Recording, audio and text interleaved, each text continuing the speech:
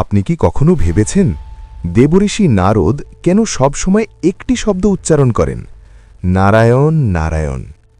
হিন্দু পুরাণে বলা হয় নারদ শুধু একজন ঋষি নন, তিনি তিন লোকের স্বর্গ, পৃথিবী আর পাতাল একজন রহস্যময় ভ্রমণকারী। কিন্তু তার এই নারায়ণ জপের পেছনে রয়েছে এক গভীর রহস্য।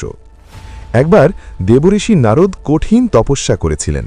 তখন তার সামনে আবির্ভূত হন বিষ্ণু। ভগবান বিষ্ণু তাকে আশীর্বাদ করে বলেছিলেন, যদি তুমি সবসময় আমার নাম স্মরণ করো তবে কোনো অশুভ শক্তি তোমার ক্ষতি করতে পারবে না।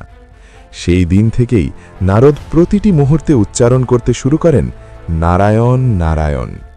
এই শব্দ শুধু একটি নাম নয়, এটি ভগবান বিষ্ণুর শক্তির স্মরণ। লোককথায় বলা হয়, যেখানেই নারদের কণ্ঠে নারায়ণ নারায়ণ শোনা যায়, সেখানেই ঈশ্বরের উপস্থিতি অনুভব করা যায়। আর তাই আজও পুরাণের সবচেয়ে রহস্যময় ঋষি হলেন দেবঋষি নারদ। আরও অজানা রহস্য জানতে এখনই সাবস্ক্রাইব করুন আননোন ডোজকে।